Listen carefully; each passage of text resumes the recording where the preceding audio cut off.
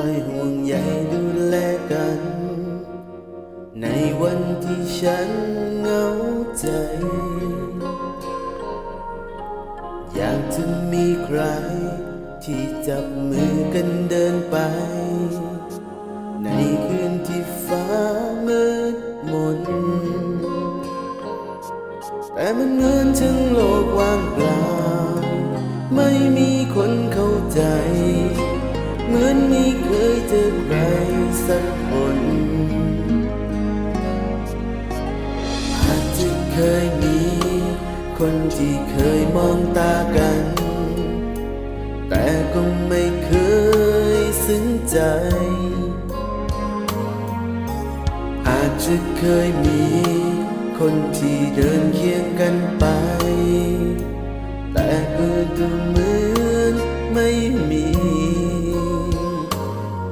ก็ชีวิตฉันยังว่างเปล่าไม่มีคนเข้าใจฉันต้องการแค่ใคร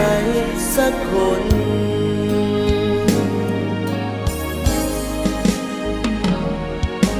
ใครสักคนที่เป็นทุกอย่างให้ความหวังและคอยห่วงใยทุกวันใครที่คอยจะอยู่เคียงข้างกันที่จะพร้อมให้ความผูกพันจริงใจใครสักคนที่เป็นคนพิเศษช่วยให้เงาที่มีได้จางหายไปช่วยเป็นแสงสว่างในหัวใจอยากจะขอแค่ใครสักคนที่รักจริง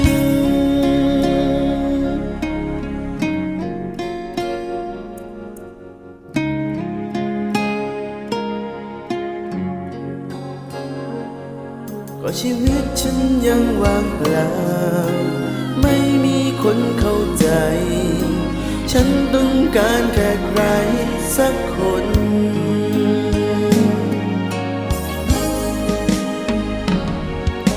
ใครสักคนที่เป็นทุกอย่า